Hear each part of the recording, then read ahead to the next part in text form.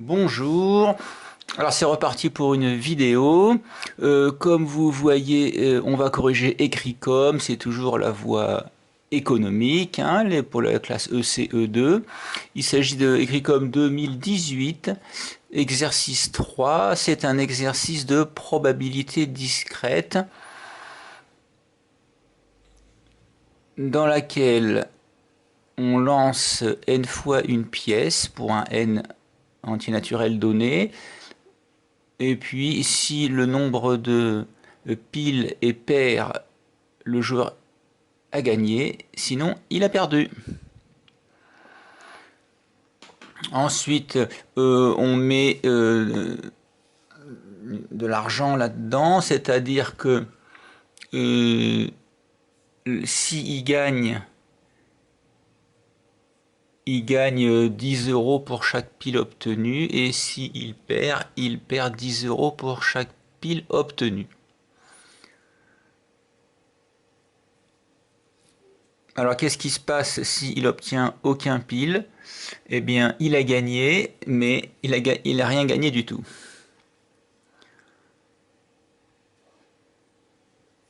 Donc la pièce est truquée. Ah, ça c'est pas gentil. C'est pas gentil pour l'organisateur du jeu. Alors X, ça va être le nombre de piles obtenues. G, le gain algébrique du joueur. Alors le gain algébrique, ça veut dire qu'il peut être négatif, hein. Si le joueur perd de l'argent, en fait l'organisateur en gagne. Et puis l'événement A, c'est le joueur est déclaré vainqueur.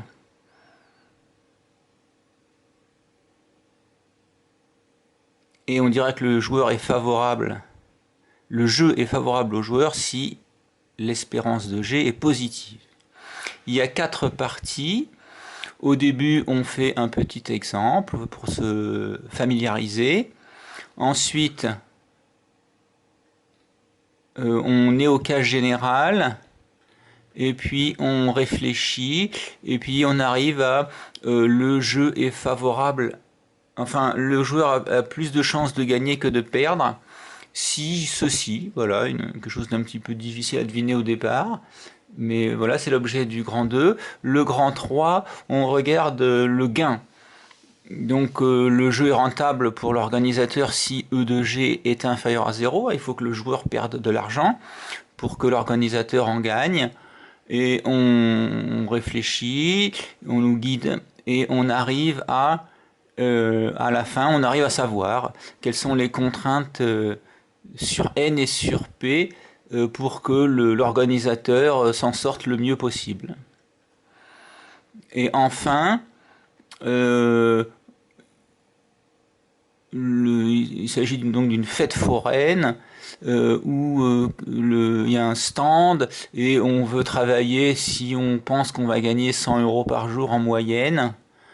Et en modélisant tout ça, avec la magnifique inégalité de bien-aimé, enfin des mathématiciens bien-aimés et Tchibitchev, on arrive à savoir si le jeu, si le forain a intérêt à installer son stand ou pas. Voilà. Allons dans le vif du sujet. Donc n égale 3, on lance 3 fois une pièce. La probabilité d'obtenir pile vaut 2 tiers. Quelle est la loi de x? Eh bien, le nombre de piles obtenues, eh bien, on reconnaît un schéma de Bernoulli, hein. L'épreuve de Bernoulli, c'est lancer la pièce, succès si c'est pile, de probabilité de tiers. On répète 3 fois cette épreuve de manière indépendante. X est le nombre de succès. Donc X suit la loi binomiale de paramètres 3 et 2 tiers. A gagne, ça veut dire que on a obtenu un nombre pair de piles, et comme n vaut 3, ben, les seules paires qui entre 0, 1, 2 et 3, c'est 0 et 2. Voilà, on calcule, on trouve 13/27e. Voilà, donc dans ce cas-là, vous voyez, le joueur a plutôt presque, c'est presque équilibré, mais il a un peu plus de chances de perdre que de gagner. Alors combien est-ce qu'il va et combien il gagne s'il gagne? Donc les possibilités, c'est on obtient 3 piles, auquel cas il perd 30 euros. On obtient un pile, il perd 10 euros. On obtient 0 pile, eh bien, il se passe rien au niveau financier. Et on obtient 2 piles, il gagne 20 euros. Et je vous ai mis en rouge les probas correspondantes hein, qui sont liées à X évidemment. Et quand on fait la moyenne de G, eh ben, il y avait une petite erreur de calcul. Le bon résultat, c'est moins 20 neuvième, l'espérance de G. Donc, puisque E de G est négatif, c'est qu'en moyenne, le joueur perd de l'argent. Et donc, à la limite, c'est bon pour l'organisateur du jeu. Si on passe au cas général, hein, c'est le cas général. Donc, l'organisateur du stand veut afficher le slogan « Il y a plus de gagnants que de perdants ». Ah ah oui, donc l'idée c'est que A soit un événement de proba supérieur à 1,5. Voilà. Donc, mais sachant que lui, l'organisateur, c'est qu'il veut que le gain soit négatif. Hein. Mais pour l'instant, il veut pouvoir afficher ce slogan. Il y a plus de gagnants que de perdants. Et visiblement, il veut que ça soit vrai. Donc, on y va pour cette étude. On définit y égale moins 1 à la puissance x. Bon, eh ben, ok.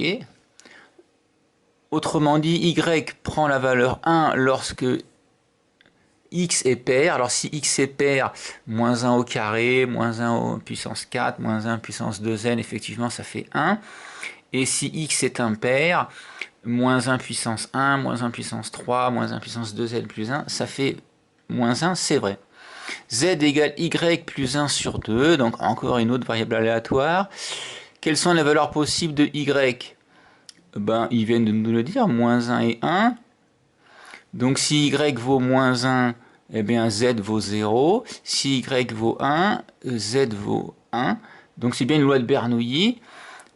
Donc le paramètre d'une loi de Bernoulli, c'est la probabilité pour que z soit égal à 1, c'est-à-dire pour que y soit égal à 1, c'est-à-dire pour que x soit pair. Et x est pair, ça veut bien dire que A est réalisé. Ok. P de z égale 1, c'est... voilà, hein, et je vous laisse lire ce que je viens de vous dire. Hein, le fonctionnement de ces vidéos, c'est que vous utilisez largement la fonction pause. On continue. L'espérance de y, eh bien en fait, il va falloir... ah oui, E de y... Ben en fait, l'idée c'est qu'on connaît E de z, vous voyez. E de z, c'est P de A, et on va en déduire E de y. Je vous laisse faire ça, hein, par linéarité, on trouve ça. Vous pourrez parcourir le corriger aussi. Donner la loi de x, eh bien c'est la loi binomiale de paramètres n et p, hein, je vous laisse rédiger ça. C'est la même technique que reconnaître la loi de x ici. Alors, en déduire qu'on a également ceci. Eh bien, E de y, c'est E de moins 1 puissance x. Et E de moins 1 puissance x, c'est E de f de x. Et donc, avec f de x égale moins 1 puissance x, et donc c'est le théorème de transfert. Donc, je vous laisse vous entraîner sur le théorème de transfert pour obtenir cette égalité. Et ensuite, vous voyez pour obtenir ceci, il faut penser à la formule du binôme. Bien, le moins 1, vous le mettez avec le p, vous allez avoir un moins p puissance k, et puis ça va vous faire donc le a plus b puissance n va faire 1 moins 2p puissance n. Bien, puisque e de y vaut ceci et que e de y vaut 2p de a moins 1, on trouve p de a. Ok, on trouve p de a, je vous laisse lire le corriger, tout ça, ça va vite. Alors, quand est-ce que p de a vaut plus que 1 demi?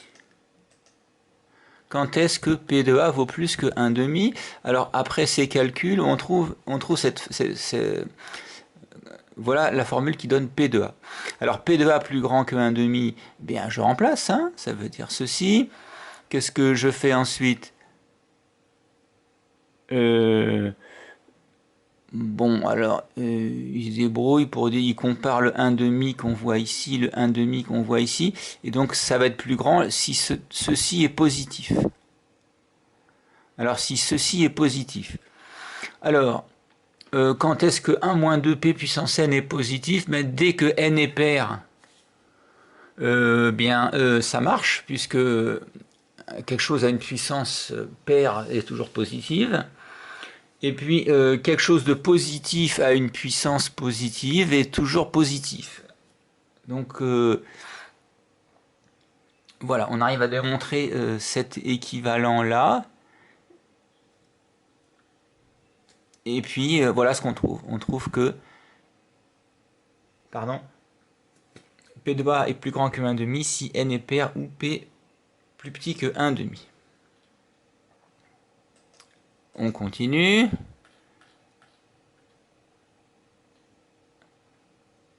Alors là, quand même, on précise les choses. On va trouver quelles sont les meilleures conditions pour la personne qui a organisé le jeu. Vous voyez combien et qu'est-ce qu'il doit avoir comme pièce et il doit faire jouer combien de fois. C'est assez joli. Donc il veut pouvoir afficher son slogan, P de A plus grand que 1 demi, et il veut aussi gagner le plus possible.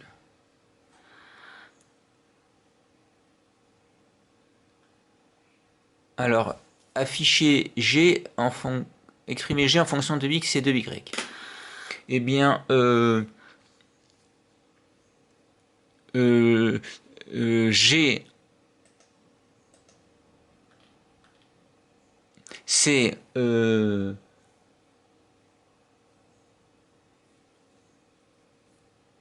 alors 10 euros, et XY, qu'est-ce que ça veut dire XY? Bien, X, c'est le nombre de piles obtenues. Et puis alors, voyons, alors si Y vaut 0, eh bien G égale 0, donc ça marche pour Y égale 0. Et Y égale 0, ça veut dire que il faut se rappeler de ce que c'est que Y. Hein. Y, c'est moins 1 puissance x. Donc il faut se rappeler que y vaut 1 si... En fait, y égale 1, ça veut dire que le joueur gagne, et y égale moins 1, ça veut dire que le joueur perd. Ben oui, donc dans ces cas-là, le gain, ça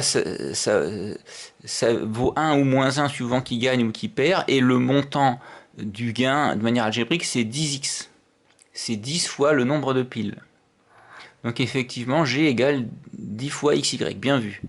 Et Y c'est moins 1 puissance X, donc on a ceci. Pour calculer E de G, eh bien on fait le théorème de transfert, hein, du même genre que ce qu'on a fait il y a peu de temps. Donc pour calculer ceci, on sort le 10, et puis il y a encore, je pense que c'est la même formule du binôme que précédemment. Non, doucement. Donc on obtient cette formule qui n'est pas facile à calculer. On obtient une formule pour E de G.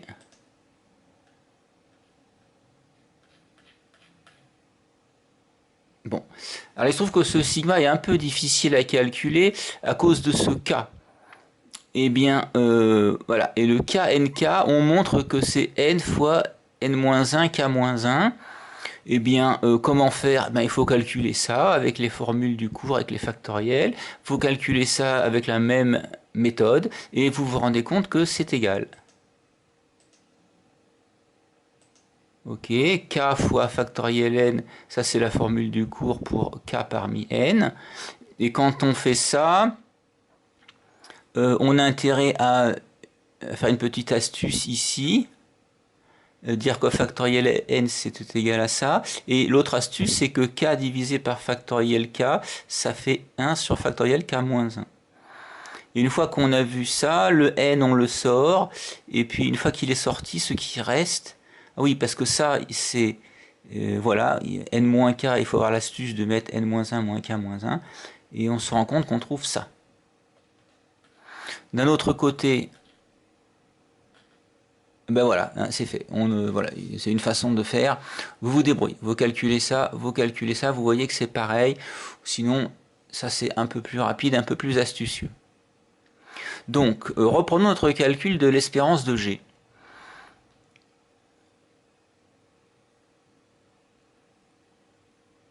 Donc, il y a un KNK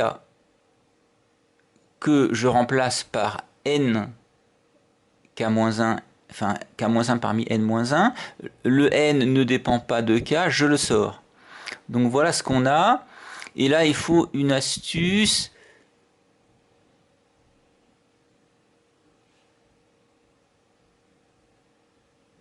Oui, alors une fois qu'on a ça, en fait, on enlève, on diminue de 1 ici pour que ça soit de 0 à n-1 et on augmente de 1 ici, donc ça fait n-1j.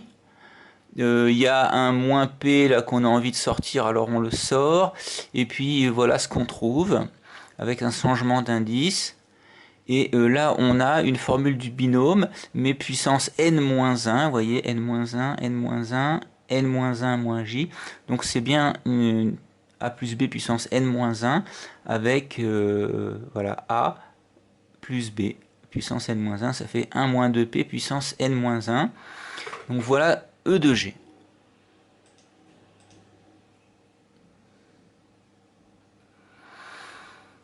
Bon alors, le forain veut que afficher le slogan il y a plus de chances que le joueur gagne et il veut gagner de l'argent. Donc si on met bout à bout les deux contraintes, ça veut dire que, ça on avait déjà vu que ça veut dire que P est plus petit que 1,5 et N est pair.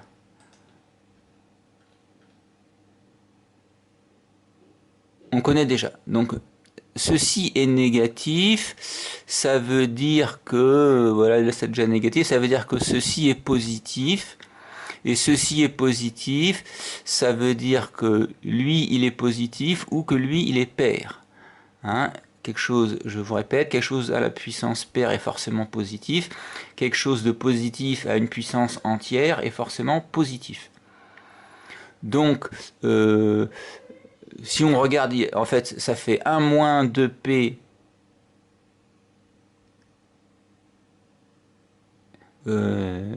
voilà, donc si on met en bout à bout ceci qu'on avait déjà trouvé avec ceci en plus, eh bien n ne peut pas être à la fois pair et impair, donc c'est pas possible. Il reste juste p inférieur ou égal à 1,5. Voilà, donc le joueur, l'homme qui décide d'organiser le stand ou la personne qui décide d'organiser ce stand a intérêt à prendre une pièce truquée avec une probabilité de pile qui est assez faible. Ok. Alors, il nous demande d'étudier une fonction sur 0, 1 demi. Eh bien, qu'est-ce qu'on fait pour étudier une fonction? Bah, on dérive, hein. On dérive. Alors comment ça se passe pour dériver? Quelle formule? Ben, UV, hein, UV égale U'V plus UV'. Et puis, je vous passe les détails. On arrive à factoriser et voilà ce qu'on trouve. Donc, quel est le signe de ceci?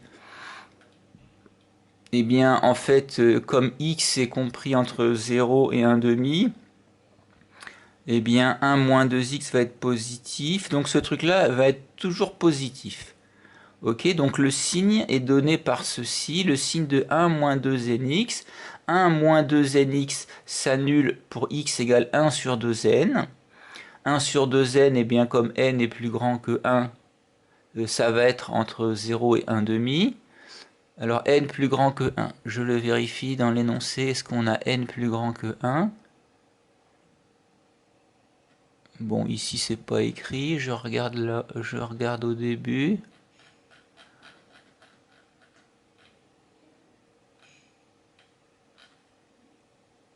N non nul, ok, n est supérieur ou égal à 1, ok. Bon, de toute façon, il faut faire lancer la pièce un certain nombre de fois pour que le joueur s'amuse, hein. Donc, ok, on reprend notre tableau, n est plus grand que 1, donc ce truc-là, le 1 sur 2n appartient et dans l'intervalle 0, 1 demi. Et donc là, on connaît, c'est la forme ax plus b, signe de a à droite, signe contraire de a à gauche, du 0. Donc voilà, et voilà, ok. Et le maximum f de 1 sur 2z, ben on le calcule, et voilà ce qu'on trouve.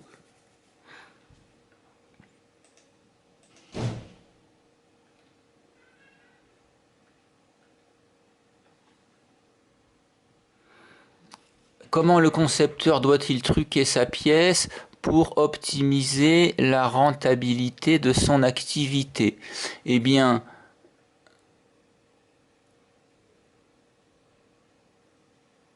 il faut mettre en parallèle cette formule-là et cette formule-là.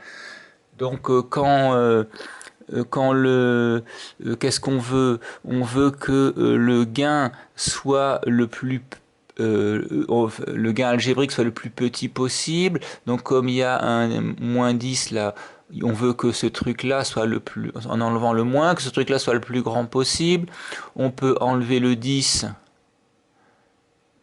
Donc on veut que ce truc là soit le plus grand possible. On peut enlever le n. Donc on veut que p fois 1 moins 2 p puissance n moins 1 soit le plus grand possible. On veut que f de x soit le plus grand possible. C'est-à-dire que on veut que x soit égal à 1 sur 2n. Voilà, donc le mieux pour le concepteur, c'est quand p égale 1 sur 2n. C'est joli.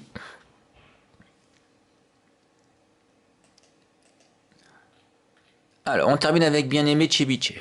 Alors, il est concret, notre forain mathématicien.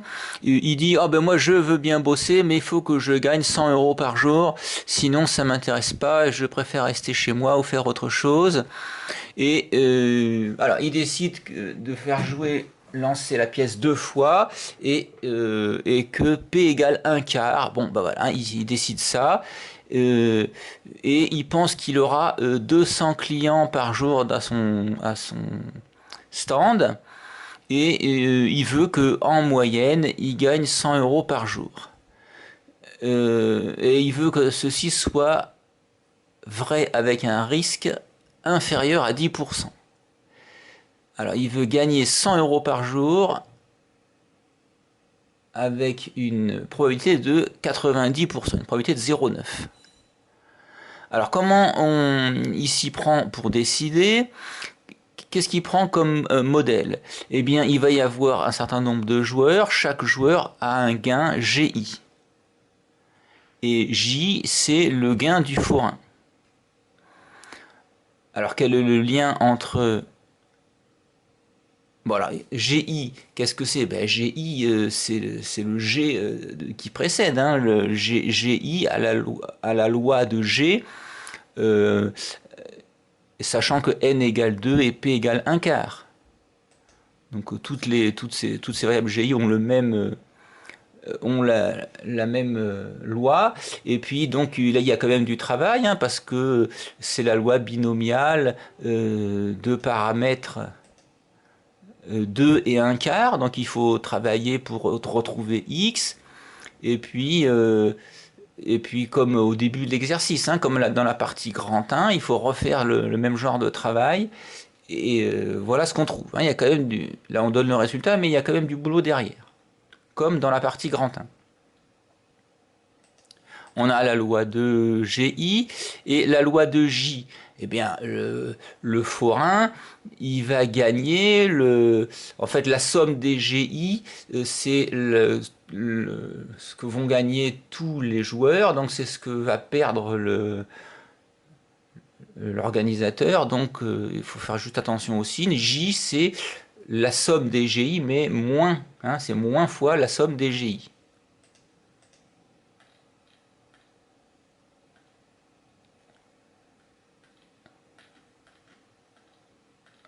Ok, donc on n'a pas là, je vous ai épargné l'espérance de GI et la variance de GI que l'on calcule.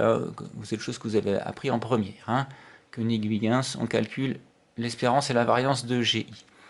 Donc J, comme je vous le disais, c'est la somme des GI avec un signe moins.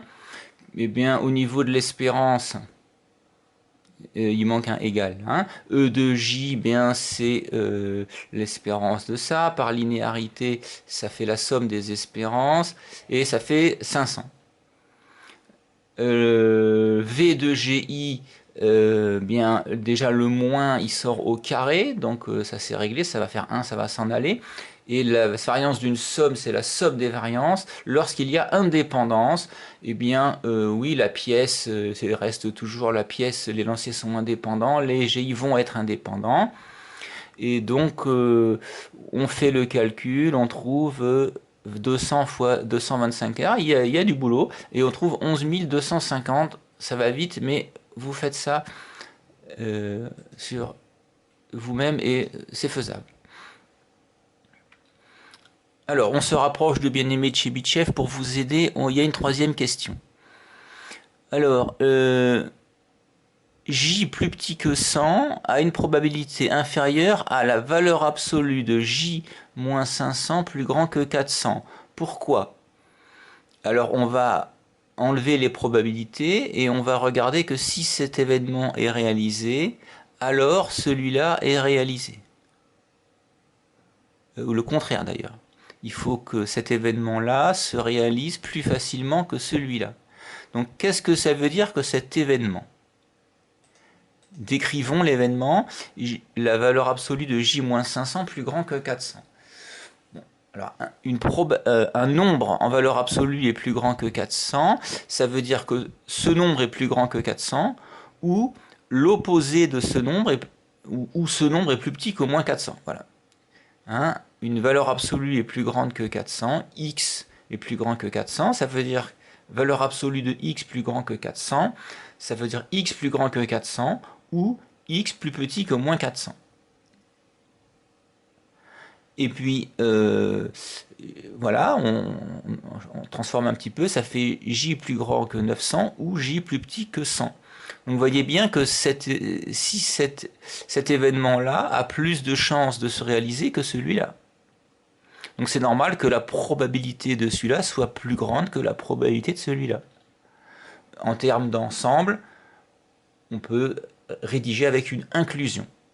Hein, moi je vous ai présenté les choses avec le langage des événements.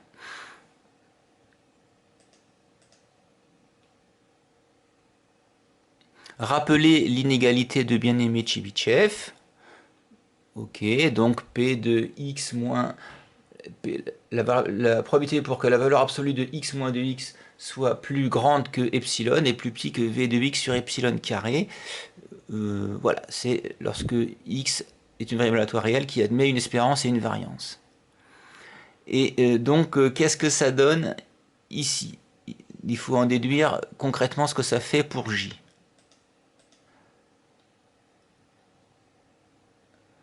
Donc, P de J moins, alors P de j moins e de j plus grand que 400 est plus petit que v de j sur 400 au carré.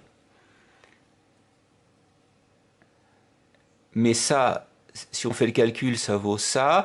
Et puis, il faut simplifier par 10 et après par 5, par 5, par 5 un certain nombre de fois, autant qu'on le peut. Et on arrive à 9 sur 128.